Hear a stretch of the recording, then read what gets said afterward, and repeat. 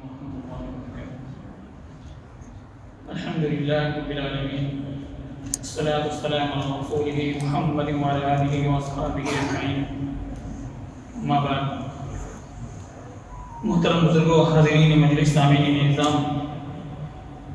آج کے خطبے میں شیخ محترم نے اچھے اخلاق کی فضیلت اور اس کی اہمیت قرآن اور احادیث کی روشنی میں ہمیں سمجھایا۔ حسن خلق، اچھے اخلاق ایک عبادات اور عقیدہ صحیحہ کا مقصد اور اس کا نتیجہ ثمرہ ہے کہ ایمان اچھے اخلاق کے بغیر کامل نہیں ہو سکتا۔ ایمان اور اچھے اخلاق ایک دوسرے سے ملے جلے ہیں، بغیر ایک دوسرے کے ایمان کامل نہیں ہو سکتا۔ اسی وجہ سے اللہ تبارک و تعالی نے آپ صلی اللہ علیہ وسلم کی جو تعریف قرآن پاک میں فرمائی تو کہا وَإِنَّكَ لَعَلَىٰ خُلُقٍ عَظِيمٍ، کہ آپ صلی اللہ علیہ وسلم، آپ کو ہم اچھے اخلاق دے کر بھیجا ہے، آپ اخلاق کے اونچے معیار تک آپ پہنچے ہوئے ہیں۔ آپ صلی اللہ علیہ وسلم حسن خلق، اچھے اخلاق کے کامل طور پر اللہ تبارک و تعالیٰ نے آپ صلی اللہ علیہ وسلم عطا کی تھی۔ اسی وجہ سے آپ صلی اللہ علیہ وسلم نے فرمایا انما بعثت لاتمم الاخلاق، یعنی میں اخلاق کو، اچھے اخلاق کو مکمل کرنے کے لیے بھیجا گیا۔ آپ صلی اللہ علیہ وسلم کے بعثت کا مقصد بیان کیا گیا، اچھے اخلاق کی تکمیل تک پہنچانا تھا۔ تو میرے محترم بزرگوں، حسن خلق یہ تمام عبادات کا مقصد ہے۔ اسی وجہ سے اللہ کے رسول صلی اللہ علیہ وسلم نے فرمایا کہ بندے کو کل قیامت کے دن جو نامہ اعمال کو وزنی کرنے والی چیز اچھے اخلاق سے بڑھ کر کوئی اور نہیں ہوگی۔ یعنی جس بندے کے اخلاق جتنے اچھے ہوں گے تو میرے محترم بزرگوں، ترازو کا جو پلڑا ہوگا اس کا اتنا ہی بھاری ہوگا۔ تو اچھے اخلاق کے ذریعے سے جو کل ہم جانتے ہیں کہ اعمال کو تولا جائے گا، تو اخلاق، حسن خلق انسان کے جو ترازو کا پلڑا ہے اسے بھاری کرنے والا ہوگا، اچھا اخلاق۔ تو لہذا اسی وجہ سے اللہ کے رسول صلی اللہ علیہ وسلم نے بہت سارے احادیث کے اندر اس کا ذکر فرمایا۔ اللہ کے رسول صلی اللہ علیہ وسلم نے قسم کھا کر کہی کہ اللہ کی قسم کہ وہ شخص ایمان والا نہیں ہو سکتا، اللہ کی قسم وہ شخص ایمان والا نہیں ہو سکتا، 3 مرتبہ کہا۔ جب صحابہ نے پوچھا اللہ کے رسول صلی اللہ علیہ وسلم وہ کون، تو پھر آپ صلی اللہ علیہ وسلم نے فرمایا کہ جس کا پڑوس اس سے محفوظ نہ ہو۔ تو لہذا اچھے اخلاق کی وجہ سے ہوتا ہے کہ انسان ایک دوسرے کی تکلیف نہیں دیتا، چاہے زبان سے ہو کسی طریقے سے، جب اس کے اخلاق اچھے ہوں گے۔ جب اخلاق خبیث ہوں گے، برے اخلاق ہوں گے، اچھے اخلاق موجود نہ ہوں گے، تو میرے محترم بزرگوں کسی چیز کی پرواہ نہیں کرے گا۔ اسی وجہ سے ابو ہریرہ رضی اللہ تعالیٰ عنہ کی مروی ہے کہ آپ صلی اللہ علیہ وسلم نے فرمایا کہ جو بندہ اور اللہ پر اور آخرت کے دن پر ایمان رکھتا ہے، یقین رکھتا ہے، اس کو چاہیے کہ اس کا پڑوس اس سے محفوظ رہے، اور اسی طریقے سے اس کو چاہیے کہ وہ اپنے مہمان کا اکرام کرے، اس کا اعزاز کرے، مہمان نوازی کرے، اور اسی طریقے سے جب وہ کہے یا تو اچھی بات کہے یا پھر وہ چپ رہے۔ تو میرے محترم بزرگوں، اسی وجہ سے جہاں کہیں اللہ تبارک و تعالیٰ نے احکام کا حکم فرمایا، جیسے نماز کا حکم، تو اس میں نماز کی پابندی کرنے والے کے بارے میں کہا گیا وَأَقِمِ الصَّلَاةَ إِنَّ الصَّلَاةَ تَنْهَىٰ عَنِ الْفَحْشَاءِ وَالْمُنكَرِ، نماز کو قائم کیا کرو، بے شک نماز بے حیائی اور بری باتوں سے روکنے والی ہے، روکتی ہے۔ تو نماز انسان خود بخود برائی سے روکنے کا ذریعہ، رکنے کا ذریعہ بن جاتی ہے اگر نماز کو صحیح معنی میں پڑھا جائے۔ اور اسی طریقے سے اللہ تبارک و تعالیٰ نے زکوٰۃ کا حکم دیا تو وہاں پر غرباء اور مساکین کا خیال کرتے ہوئے اللہ تعالیٰ نے کہا خُذْ مِنْ أَمْوَالِهِمْ صَدَقَةً تُطَهِّرُهُمْ وَتُزَكِّيهِمْ بِهَا، یعنی مالداروں سے ان کے مال کو لے کر ان مساکین وغیرہ ان تک ان کو پہنچایا کرو،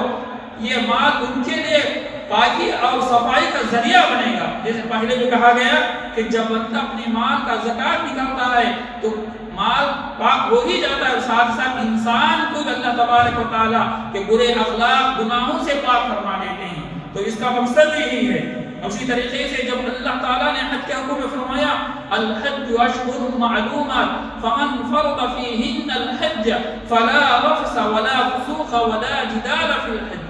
تو یہاں پر اللہ تبارک و تعالیٰ نے انہی اچھے اخلاق کا ذکر فرماتے ہوئے کہا جب بندہ حج کے سفر میں جاتا ہے، حج کے لیے جاتا ہے، حج کے ارکان ادا کرتا ہے، تو ساتھ ساتھ اس بات کا خیال ضرور رکھے کہ وہاں پر حج کے دوران کسی سے نہ ہی جھگڑا کرے، نہ ہی کوئی زبان سے بری بات، برے الفاظ کو نکالے، نہ ہی کوئی فحش گوئی کرے۔ تو میرے محترم حضرات، اس کا مقصد یہی ہے۔ اور اسی طریقے سے ہم جانتے ہیں کہ روزے کا مقصد یہی ہے کہ بندہ متقی بن جائے، پرہیزگار بن جائے، اللہ سے ڈرنے والا بن جائے، گناہوں سے رکنے والا بن جائے۔ جیسے قرآن کہتا ہے یا ایھا الذین آمنوا کتب علیکم الصیام کما کتب علی الذین من قبلکم لعلکم تتقون۔ تو اس کا نتیجہ یہ نکلا کہ تمام اعمال عبادات کا مقصد ہی یہی ہے کہ بندے کے اندر اچھے اخلاق پیدا ہو جائے، اس کے اندر حسن خلق جسے کہتے ہیں کہ بندہ اچھے اخلاق کامل طور پر اس کے اندر اچھے اخلاق داخل ہو جائیں۔ اگر اچھے اخلاق آ جائیں گے تو میرے محترم بزرگوں تمام برائیوں سے وہ رکے گا، کسی کو نقصان نہیں پہنچائے گا، کسی کو تکلیف نہیں پہنچائے گا، اور اس کی عبادات بھی صحیح ہوں گے۔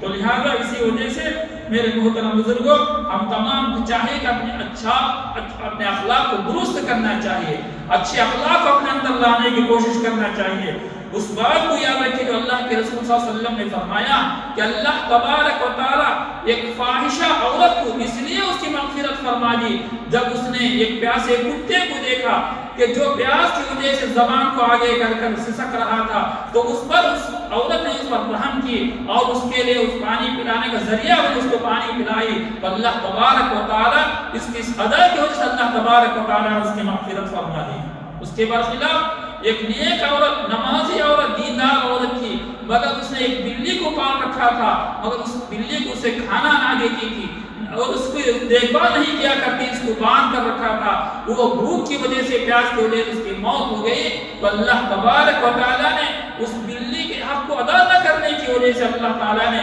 اس کو جہنم میں ڈال دیا۔ تو میرے محترم بزرگ، اس وجہ سے ہمیں چاہیے کہ اپنے اخلاق کو درست کریں، کہ ہم جو اعمال کرتے ہیں اس کی حفاظت کرنا بہت ہی ضروری ہے۔ میرے محترم بزرگوں، صرف اعمال کرتے رہے مگر ہمارے اندر اچھے اخلاق نہیں، ہم زبان کے ذریعے سے کسی کو تکلیف دیتے ہیں، اپنے کام کرتوت کے ذریعے سے اگر کسی کو تکلیف دیتے ہیں، کسی کے دل کو توڑتے ہیں، تو میرے محترم بزرگ ہمارے اعمال ضائع ہو جائیں گے۔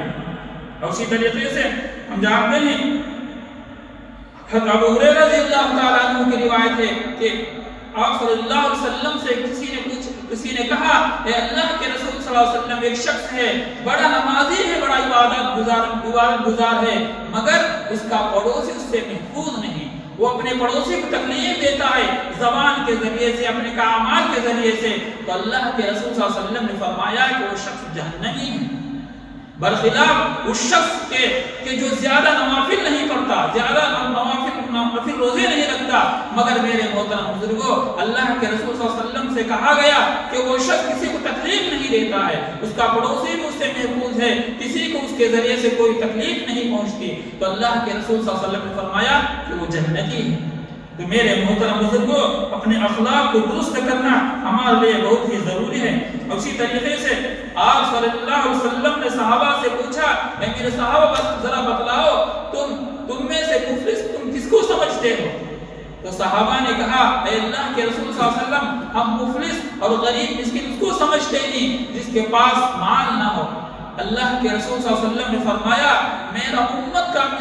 مفلس وہ ہے جو قیامت کے دن بہت سارے اعمال کیا ہوگا، بہت سارے نمازیں، بہت ساری عبادات ساتھ میں لے کر آیا ہوگا، مگر وہ کسی کے حقوق کو دبا دیا ہوگا، کسی کو تکلیف پہنچایا ہوگا اپنے زبان کے ذریعے سے، کسی کی غیبت کی ہوگی، کسی کی چغلی کی ہوگی، تو اللہ تبارک و تعالیٰ اس کا بدلہ اس سے لے گا، اور اس کے تمام نیکیاں ان حقداروں تک جس کے حق کو اس نے چھین لیا تھا جس دنیا کے اندر، اور جس کو تکلیف دیا تھا زبان کے ذریعے سے، اس کے تمام نیکیاں لے کر ان حقداروں تک دے دیا جائے گا۔ جب وہ نیکیاں ختم ہو جائیں گی اور بھی حقوق حقدار باقی رہیں گے تو ان کے گناہوں کو لے کر اس کے اوپر ڈال دیا جائے گا، جس کی وجہ سے وہ جہنم میں جانے والا بن جائے گا۔ تو میرے محترم بزرگوں، ہمیں اپنے اخلاق کو درست کرنا بہت ہی ضروری ہے کہ بغیر اخلاق کے